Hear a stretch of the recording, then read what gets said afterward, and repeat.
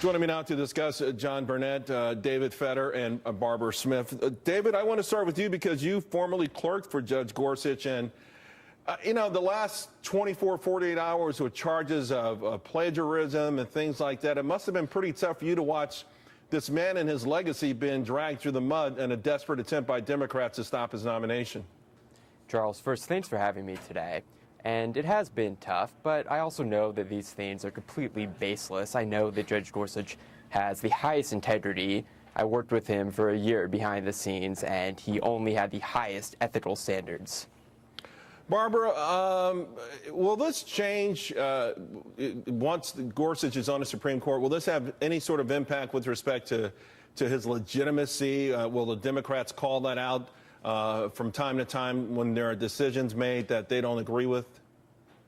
Well, I certainly hope not. I mean, people like Justice Thomas and Justice Alito also had very contentious nomination and confirmation processes. And now that they're on the court, I think it's widely considered that they are preeminent jurists. Everyone respects even when they disagree with their opinions. And so I certainly don't think this will impact the legitimacy of future Justice Gorsuch or the composition of the nine members on the Supreme Court going forward. Barbara, are you okay with the idea of the so-called nuclear option, a simple majority on something as critical as a Supreme Court seat? I think if I had any reservations about them, I would have voiced them in 2013 when Senator Reid decided to bust the nuclear option out in order to load the D.C. Circuit with President Obama's judicial nominees. As someone who cares deeply about the federal courts, I think, federal appellate judges at that level are also just as important as Supreme Court justices. So I sort of feel like this is a bridge that the Senate already crossed. And to ask Republicans to play by different rules than Democrats have been playing by would just be unfair. All right, guys, the nuclear option. John, you understand politics. Why do they call it the nuclear option? I mean, I don't know. From what I understand, it's not in the Constitution, and there was a time when a simple majority were the rules of the game. So why is it considered now? By the way, both sides of the aisle, many people are saying this was a dire move, and why would there be negative consequences because of this? Because the Democrats want to filibuster and stop Gorsuch nomination. I should say confirmation. But what's wrong with from now on until, of course, you can get a 67 vote in the Senate to go back to the old rules?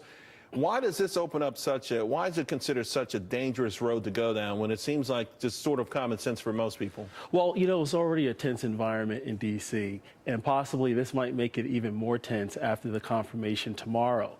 But the thing is that the Republicans did not want to allow the Democrats to filibuster and stop this confirmation. So what they did was invoke the nuclear option, right? So that way you can shut down debate, vote on it, and it passed 52 to 48 along party lines. Then they voted, I believe, 55 to 45 to make sure that we can move on to a confirmation vote that will take place tomorrow afternoon. David, I want to go back to you and just get a greater sense because we're going to be living with Justice Gorsuch for a very long time. What can America expect? Well, I think they're going to get impeccably qualified jurist, one who follows the law wherever it leads him. He's going to decide cases without fear or favor of anyone, and he's going to, I think, make our country proud. Would he consider that President Trump put him on the bench when cases come up that involve this administration? Will that influence him at all? No, the judge will rule only on the law and the facts. He will not rule in favor of anyone based on the identity of the parties before him, and he won't rule against anyone based on the identities of the parties before him. All right, guys, thank you all very much. Really appreciate it. Right now, all eyes are on the Trump-Xi